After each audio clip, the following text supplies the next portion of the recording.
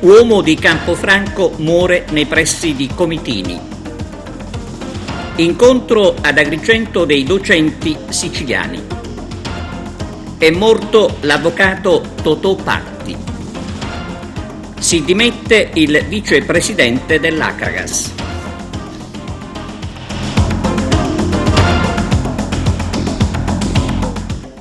Benvenuti su TVA Notizie, apertura dedicata alla cronaca con l'incidente mortale di questa mattina sulla 189, mentre si continua a discutere di strade e sicurezza. Vediamo. Ennesimo incidente sulle strade dell'Agrigentino. Ancora una volta interessata la 189 Agrigento-Palermo, dove all'elenco delle vittime si aggiunge un uomo di Campofranco. L'incidente si è verificato questa mattina sulla strada che collega Comitini con Muxarello. Coinvolte una Fiat Punto e una moto Ape che trasportava frutta. A perdere la vita Francesco Di Bona, di 60 anni. E così, mentre ci si avvia alla manifestazione del 25 gennaio contro l'isolamento della provincia di Agrigento dal punto di vista viario, sulle strade della provincia si continua a morire perché l'isolamento da un lato e il pressapochismo nel curare la sicurezza fanno la differenza dalle nostre parti e forse serve molto di più che una manifestazione, seppure lodevole, per costringere chi governa a Roma e a Palermo a muoversi seriamente per la soluzione dei gravissimi problemi che mettono a repentaglio la vita dei cittadini. Presso la sede Euroform del Polo Universitario di Agrigento si è svolto un incontro dei docenti Euroform della Sicilia alla presenza del presidente Salvatore Licata. Vediamo. Incontro-confronto fra tutti i docenti delle varie sedi Euroform della Sicilia. Come nasce questa giornata e l'importanza di questo progetto? È una giornata che solitamente organizziamo i primi giorni dell'anno per incontrare le decine e decine di docenti che abbiamo sparse in tutte le sedi della Sicilia. Siamo radicati ormai in 7 province della regione siciliana, contiamo 26 sedi, quindi sono tanti docenti di materia e competenze di base, docenti tecnico-professionali che idealmente in questa giornata cerchiamo di farli incontrare per stabilire una strategia didattica comune al fine di raggiungere gli obiettivi che l'Euroform si propone di fare formazione scolastica e professionale nel miglior modo, come cercando di integrare le conoscenze che sono delle materie, delle competenze di base come italiano, matematica, eccetera, perché ricordiamoci che noi siamo una scuola, siamo un istituto professionale che accoglie ragazzi minori dai 13 ai 17 anni con le materie che poi sono tipiche dei mestieri, e di questi mestieri ne facciamo tanti, su un elenco fornito dal Ministero, che affrontiamo addirittura 10 mestieri. Alcuni di questi mestieri in questi ultimi anni sono molto ricercati e cerchiamo, oltre a stabilire la sinergia tra i docenti, quindi di cercare anche le aziende dove i nostri alunni, con l'acquisizione dei titoli, della qualifica del terzo anno e del diploma tecnico col quarto anno, di cercare di avere un ponte con l'impresa per acquisire quelle competenze che poi alla fine ci auguriamo, e questo è l'auspicio più grande come Scuola dei Mestieri, di tradurlo in un lavoro sicuro per i nostri giovani. Quest'anno abbiamo voluto investire, abbiamo trovato questa forte partnership con Apple Italia, abbiamo acquistato addirittura 1600 iPad che stiamo consegnando a tutti i nostri alunni nelle prime annualità, e insieme ai docenti, attraverso un'opera di sensibilizzazione e di formazione che abbiamo già fatto e già svolto con i consulenti dell'Apple, cercheremo nei primi giorni, a partire da domani, di ottimizzare tutte queste consegne mettendole a frutto dei nostri ragazzi che più che mai necessitano di questo sviluppo tecnologico che è veramente, diciamo, molto veloce e che come Scuola dei Mestieri attenta all'evoluzione del mercato del lavoro intendiamo fare con Apple Italia. È appena cominciato il 2020, quali le prospettive e le novità per quanto riguarda l'Euroform Sicilia? Siamo in piena fase di orientamento, come tutte le scuole tra l'altro, quindi ci stiamo organizzando con i nostri esperti di orientamento, andare nelle scuole medie o addirittura portare i ragazzi nella nostra scuola. In questi ultimi anni abbiamo investito molto nella creazione di locali molto, diciamo, attrezzati da un punto di vista laboratoriale. Ecco, invitiamo le famiglie a superare quindi il discorso del pubblico impiego che non esiste più e invertire la rotta verso un mestiere che sicuramente può dare grandi soddisfazioni per i loro figli. Mestieri come il meccatronico, mestieri come l'elettricista, il saldatore o le professioni del benessere, dell'acconciatura e dell'estetica e poi le professioni dell'alimentazione che vanno dall'agroalimentare, pasticceria, panetteria e pizzeria alla ristorazione con il discorso della preparazione dei pasti, della sala e del bar. O addirittura abbiamo dei corsi, abbiamo degli indirizzi scolastici e professionali che facciamo solo a Modica, che è l'operatore dell'abbigliamento, indirizzo Sartoria, o un altro bellissimo percorso che facciamo in una città marinara che è a Licata, dove c'è una tradizione, diciamo, di imbarcazione da diporto e lì prepariamo i ragazzi quindi a diventare operatori da imbarcazioni da diporto. Altro mestiere che viene molto richiesto da grossi gruppi come la Fincantieri, eccetera. Quali altre sedi verranno aperte in Sicilia? Quest'anno stiamo lavorando su Mussomeli, sull'apertura su Mussomeli in provincia di Caltanissetta e Partinico in provincia di Palermo. Stiamo facendo orientamento, dicevo poco fa, abbiamo realizzato in questi anni dei video, degli spot eccetera, quindi il prodotto è sempre alla fine quello di un'alta professionalità che mettiamo a disposizione del territorio e delle famiglie, perché noi investiamo negli alunni, nell'alunno, perché crediamo in un riscatto sociale della nostra terra.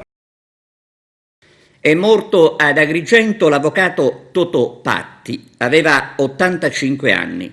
Patti ha collaborato con le sue apprezzate note critiche con il quotidiano Grandangolo. I funerali verranno celebrati domani alle 15:30 nella Basilica dell'Immacolata. Premiazione del concorso Un Poster per la Pace organizzato dal Lions Club Valle dei Templi di Agrigento. La manifestazione alla Scuola Rizzo di Porto Empedocle. Arturo Cantella. Si è svolta ieri la premiazione del concorso internazionale Un Poster per la Pace, dal tema quest'anno il Cammino della Pace, organizzato dal Lions Club Valle dei Templi di Agrigento, presieduto da Mariella Antinoro, presso la palestra della scuola Luigi Rizzo a Porto Empedocle, che ha visto la partecipazione degli alunni degli istituti comprensivo Pirandello di Porto Empedocle e dell'Esseneto di Agrigento. L'evento ha registrato un'ampia partecipazione di alunni che hanno prodotto numerosi elaborati, disegni e altre libere creazioni sul tema della pace nel mondo. I primi classificati sono stati Michele Remigi della Pirandello, Matteo Gallo, Aurora Minio, Sofia Maria Scozzari, Maria Chiara Grassagliata, Lucrezia Maria Falzone, Manuela Montes, e quindi la consegna degli attestati di partecipazione al concorso agli altri studenti. Ha chiuso i lavori il segretario distrettuale Gaetano Salemi, che ha espresso il significato del concorso nelle sue dinamiche nazionali e internazionali. Quindi un intervento musicale a cura degli alunni dell'istituto.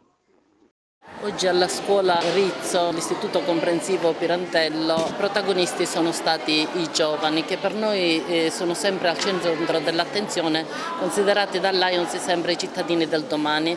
Si è portata avanti la premiazione, la commissione ha tenuto a premiare tutti, i primi con delle medaglie e tutti i ragazzi comunque, a tutti i ragazzi sono stati consegnati degli attestati perché la commissione si è trovata in enorme imbarazzo, trovandosi davanti dei disegni con delle tecniche particolari, con dei colori brillanti e che con i ragazzi con tanto entusiasmo hanno espresso questo sentimento, il sentimento della pace che in questi giorni è un tema molto attenzionato da tutti. Il poster per la pace è una delle azioni che il Lions Agrigento Valle dei Templi porterà avanti ogni anno perché il Lions Club, il Lions International è da 30 anni che porta avanti questo concorso perché coinvolge l'attenzione dei bambini di tutto il mondo ad un tema molto importante. Un'ampia partecipazione, purtroppo la nostra dirigente era impegnata già con un corso MBA e quindi non ha potuto assolutamente lasciare e quindi si scusa e delegato me come rappresentante di questo concorso e dell'istituto e degli alunni che veramente si sono prodigati in mille modi per manifestare l'adesione anche a questo progetto e hanno dato il meglio, hanno veramente superato se stessi alcuni perché sono ottimi disegnatori e hanno messo proprio a nudo i loro sentimenti e hanno trasmesso questo desiderio verso la pace, considerando i tempi caldi e pericolosi che stiamo attraversando con questo focolaio di guerra che si è sviluppato tra l'America e l'Iran e quindi anche loro facevano domande, sono molto sensibili riguardo a un'eventuale terza guerra mondiale e questo disegno, cioè questa rassicurazione di un progetto verso la pace che possa allontanare quest'idea negativa è stato veramente ben accetto, quindi tutti i ragazzi hanno manifestato questa forte sensibilità.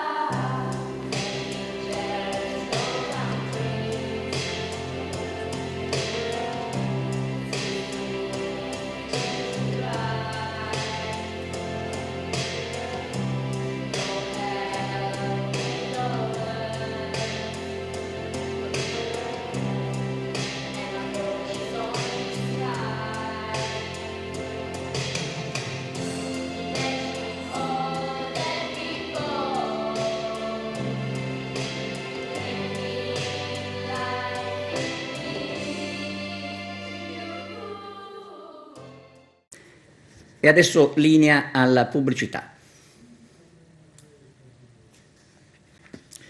Continua a Favara la consegna dei kit per la raccolta differenziata. La distribuzione delle attrezzature e del materiale informativo, iniziata lo scorso 25 novembre, continuerà fino al 1 febbraio, secondo un calendario che tiene conto dell'ordine alfabetico legato al cognome dei singoli utenti. Sequestrati a Messina traghetti e denaro. Vediamo. Un sequestro per oltre 3,5 milioni di euro è stato eseguito dai finanzieri del nucleo di polizia economico-finanziaria di Palermo e da quelli di Messina nell'ambito di un'indagine coordinata dalla Procura della Città dello Stretto. Sono stati ipotizzati a carico dei vertici della Caronte Tourist i reati di truffa per il conseguimento di pubbliche erogazioni, falsità ideologica e frode nelle pubbliche forniture. Oggetto del sequestro sono stati 3 navi traghetto della compagnia leader nei collegamenti marittimi dello Stretto, denaro, beni mobili e immobili e quote societarie. Nel dettaglio i finanzieri hanno sequestrato in via preventiva le navi traghetto Pace, Caronte e Ulisse.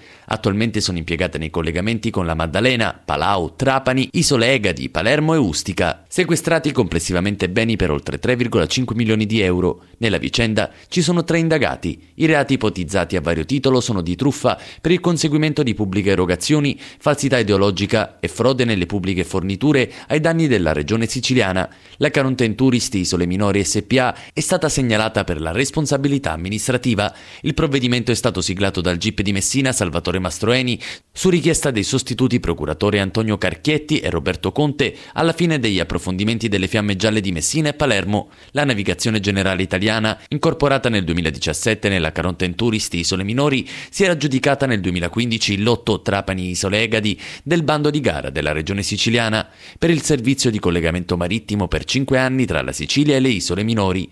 Il valore del lotto 2 era di circa 15,9 milioni di euro, con aggiudicazione tramite significativo ribasso a 5,3 milioni.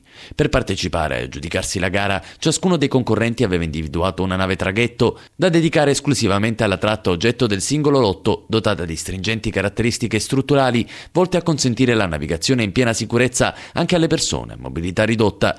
Le indagini hanno consentito di riscontrare l'avvenuto ricorso e sostituzioni irregolari del traghetto designato per la tratta Trapani-Isole Egadi, non autorizzate preventivamente dalla stazione appaltante, ma soprattutto avvenute con ulteriori traghetti, anch'essi, secondo l'accusa, carenti dei requisiti previsti per il trasporto delle persone a mobilità ridotta. Ulteriori mirate ispezioni delle navi, con l'ausilio di ingegneri navali, nominati consulenti tecnici dall'autorità giudiziaria inquirente, hanno confermato l'ipotesi investigativa, sgombrando ogni dubbio circa l'assoluta idoneità di tutti e 3 i traghetti per l'incolumità delle persone a mobilità ridotta. Domani 11 gennaio alle 17:30 presso la Torre Carlo V di Porto Empedocle sarà inaugurata la mostra di pittura di Carmelina Guarneri, I colori dell'universo. Carmelina Guarneri ha ricoperto importanti incarichi, tra cui quello di viceprefetto di Agrigento. Verrà eseguita l'autopsia sul cadavere del sub rinvenuto sulla spiaggia di Tusa nel Messinese. Potrebbe essere rimasto in acqua qualche mese il corpo del sub trovato nei giorni scorsi sulla spiaggia di Tusa nel Messinese in avanzato stato di decomposizione.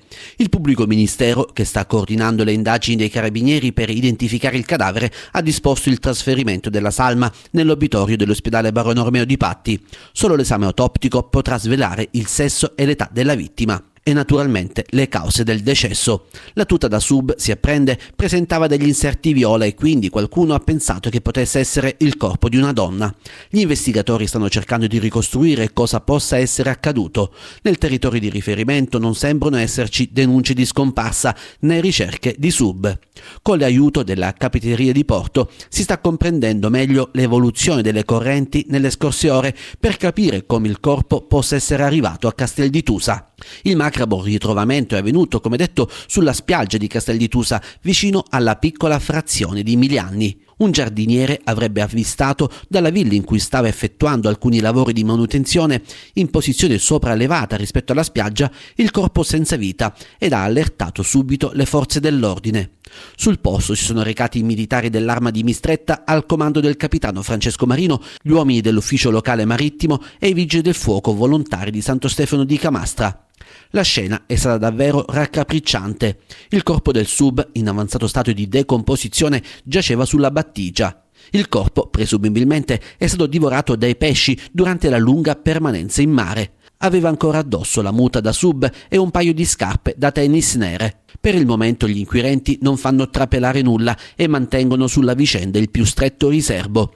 Appena pochi giorni fa un caso analogo si è verificato a Cefalù. Anche nella spiaggia della città normanna è stato trovato sulla spiaggia il corpo senza vita di un sub. Al momento non c'è alcuna informazione su un possibile collegamento tra i due casi. Il rinvenimento del cadavere a Cefalù è avvenuto lo scorso 31 dicembre nella spiaggia di Mezzaforno, a poche decine di chilometri da Castel di Tusa. E adesso ultima pausa per la pubblicità e dopo di nuovo insieme per altre notizie.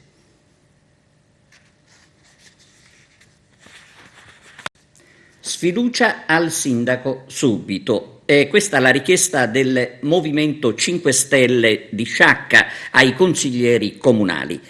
Secondo quanto scrivono i pentastellati, l'amministrazione comunale di Sciacca da 2 anni si occupa di amministrare poltrone invece che i problemi della città. La maggioranza che dovrebbe sostenere il sindaco appare oggi come una minoranza consiliare. Da qui la richiesta di sfiducia subito. Diminuisce in Sicilia il numero delle donne occupate. Lello Casesa. Sono sempre meno le donne impiegate nell'isola, aumenta la difficoltà delle giovani a trovare un posto e chi ha un lavoro è già in età avanzata, con una popolazione femminile ulteriormente invecchiata.